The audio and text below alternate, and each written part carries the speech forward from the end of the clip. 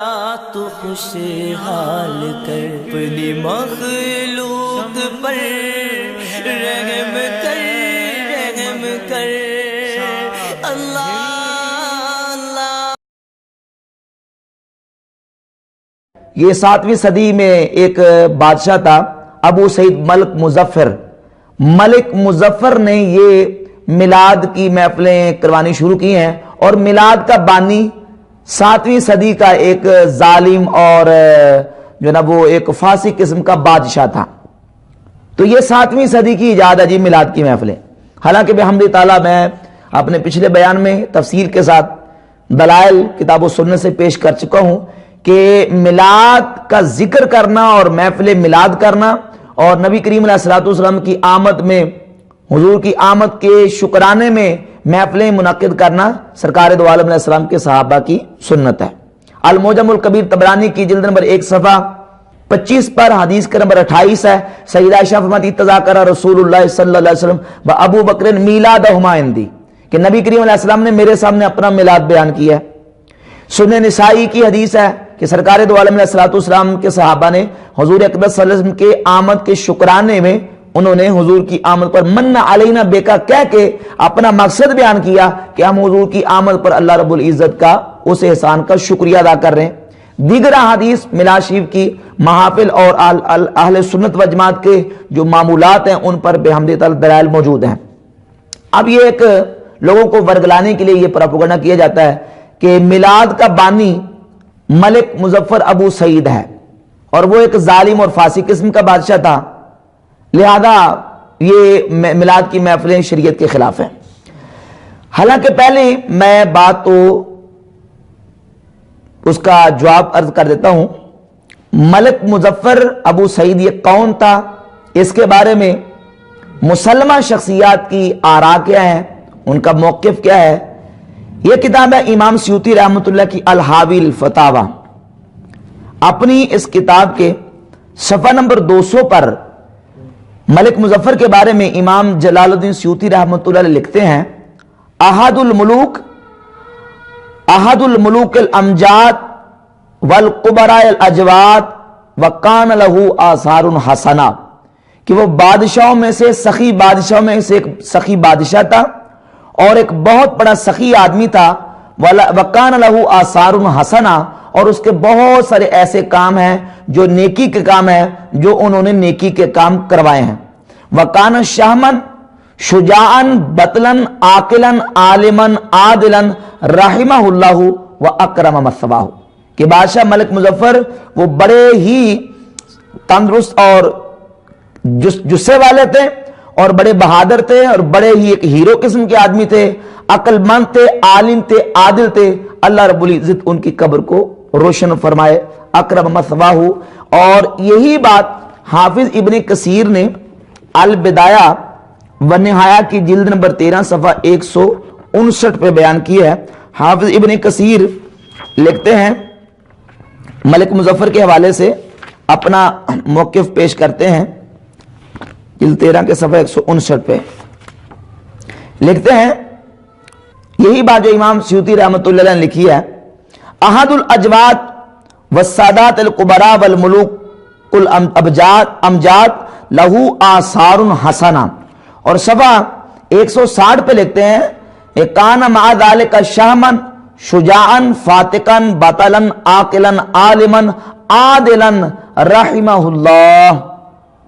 یہ سارے کلمات جو ہیں یہ ملک مظفر کی توثیق کے حافظ ابن کثیر نے ذکر کی ہے۔ سیر اعلام نبلاء کی جلد نمبر 16 صفحہ نمبر 246 پہ حافظ ذہبی ملک مظفر کے بارے میں لکھتے ہیں کان متواضعا خیرن سنین، کہ ملک مظفر متواضع بڑے عاجزی والے تھے، انکساری والے تھے، خیرن سنین، اور بڑے بہتر شخص تھے اور عقیدے کے اعتبار سے بھی سنی تھے۔ جن کی سنیت کی توثیق حافظ ذہبی کر رہے ہیں، یہ مخالفین میلاد کہتے ہیں کہ وہ ایک ظالم اور ایک بدعتی اور فلاں فلاں قسم کے شخص تھے۔ یحب الفقہاء والمحدثین، حافظ ذہبی کہتے ہیں کہ فقہا اور محدثین سے محبت کرتے تھے، ربما آت شعراء اور شاعروں کو وہ وظیفہ بھی دیا کرتے تھے، وما نقل انہ ان حرم فی حرب، اور کوئی ایسی بات منقول نہیں ہے کہ کبھی ان کو کسی جنگ میں شکست ہوئی ہو، جس جنگ میں گئے ہیں اسی جنگ کو وہ فتح کر کے آئے ہیں۔ تو یہ توثیق کے کلمات جو ہیں علماء نے محدثین نے ملک مظفر کے بارے میں لکھے۔ علی سبیل تنزل، اگر 2 منٹ کے لیے مان بھی لیا جائے کہ ابو سعید ملک مظفر جو ہے وہ ان کے کہنے کے مطابق، ان کے قول کے مطابق وہ ظالم بادشاہ تھے، بدعتی تھے، تو کیا کسی ظالم بادشاہ کا کیا ہوا ہر کام ہی غلط ہوتا ہے، ہر کام ہی برا ہوتا ہے؟ جبکہ یہ بھی مانتے ہیں کہ کئی ایسے ظالم قسم کے حکمران گزرے ہیں کہ جنہوں نے کئی ایسے کام کیے ہیں کہ جن کو یہ اچھا سمجھتے ہیں۔ حجاج بن یوسف نے قرآن مجید پر اعراب لگائے تو یہ برا کام ہے کہ اچھا کام ہے؟ اچھا کام ہے۔ اس طرح مختار بن ابی بکر سقفی نے کیا کیا ہے؟ قاتلین امام حسین سے انتقام لیا، بدلہ لیا ہے، تو برا کام کیا کہ اچھا کام کیا ہے؟ یہ بھی کہیں گے کہ اچھا ہے۔ تو بھئی اس کے ظلم کو دیکھیں گے کہ اس کے کام کو دیکھیں گے؟ اور صحیح بخاری میں حدیث ہے، نبی کریم صلی اللہ علیہ وسلم نے ارشاد فرمایا ان اللہ یؤید ھذا الدین بالرجل الفاجر، اللہ رب العزت کبھی کبھی اس دین کی مدد فاجر قسم کے لوگوں سے بھی کروا دیتا ہے۔ تو علی سبیل تنزل اگر مان بھی لیا جائے کہ وہ فاجر تھے، فاسق تھے، بدعتی تھے، تو بدعتی کا یا فاسق کا کیا ہوا ہر کام غلط اور بدعت اور گناہ نہیں ہوتا۔ حالانکہ محدثین علماء نے گواہیاں دی ہیں کہ ملک مظفر جو ہے وہ سنی تھے اور عالم تھے، عادل تھے، اور ان کے لیے رحمت کی دعائیں ابن کثیر نے کی ہیں، حافظ سیوطی علیہ رحمہ نے کی ہیں۔ تو علماء محدثین نے ان کی توثیق کی ہے، لہذا یہ غلط قسم کا پراپوگنڈا کر کے ان کو میلاد کا بانی تصور کر کے اور ان کو ڈکلیئر کر کے یہ ایک سازش کرتے ہیں کہ لو جی میلاد کا آغاز جو ہے وہ تو 7ویں صدی میں کیا گیا۔ حالانکہ یہ اعتراض بالکل باطل ہے۔ یہی اعتراض روافض کی طرف سے سیدنا فاروق اعظم رضی اللہ تعالیٰ عنہ اور نبی کریم علیہ السلام کے صحابہ پر ہے۔ رافضی کہتے ہیں نا کہ حضرت عمر ہے، تراویح کے والے سے بھی کہتے ہیں، رافضی کہتے ہیں کہ تراویح کا بانی حضرت عمر ہے۔ رسول اللہ صلی اللہ علیہ وسلم نے پورا مہینہ نماز تراویح نہیں پڑھائی، تراویح کے بانی حضرت عمر کو ڈکلیئر کرتے ہیں۔ پھر اسی طرح وہ کہتے ہیں کہ جناب متع کے حرام ہیں، یہ بھی عمر ہے، عمر نے متع حرام قرار دیا ہے۔ تو اب یہ لوگ جو اس طرح کے پراپوگنڈے کرتے ہیں، یہ اس وقت کیا جواب دیتے ہیں؟ یہ اس وقت یہی جواب دیتے ہیں کہ نہیں جی، حضرت عمر تراویح کے بانی نہیں ہے، بانی اللہ کے نبی علیہ السلام ہے، اللہ کے رسول علیہ الصلوۃ والسلام نے نماز تراویح پڑھی ہے اور صحابہ کو حضور نے جماعت کے ساتھ پڑھائی ہے۔ حضرت عمر نے تو تراویح پر پابندی کروائی ہے، حضرت عمر نے تو اس پر پابندی کروائی ہے۔ اس طرح متع تو نبی کریم علیہ الصلوۃ والسلام نے خود اعلان کیا ہے اور حضور کی صحیح حدیثوں سے ثابت ہے۔ ہاں حضرت عمر نے اپنے دور خلافت میں متع کے حرام ہونے کی اور متع کی حرمت کی پابندی کروائی ہے۔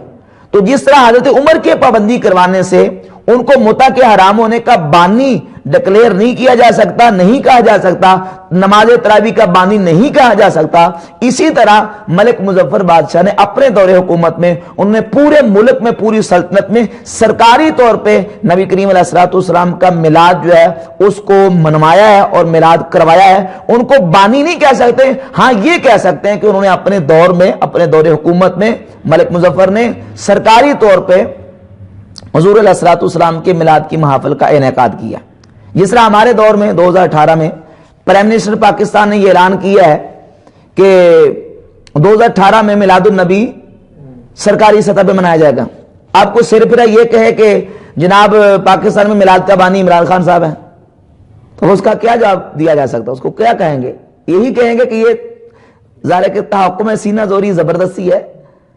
کسی بندے کا اس طرح کا اقدام جو ہے اس کو یہ نہیں کہا جا سکتا کہ وہ اس کا کیا بن گیا، بانی بن گیا۔ تو الحمدللہ میلاد کی محفلیں شروع سے ہو رہی ہیں، ہر صدی میں، ہر قرن میں، اور نبی کریم علیہ الصلوۃ والسلام کے دور پاک سے، حضور کے صحابہ کے دور سے لے کر آج تک اہل ایمان نبی کریم علیہ الصلوۃ والسلام کی عظمت کی محافل کا انعقاد کرتے آ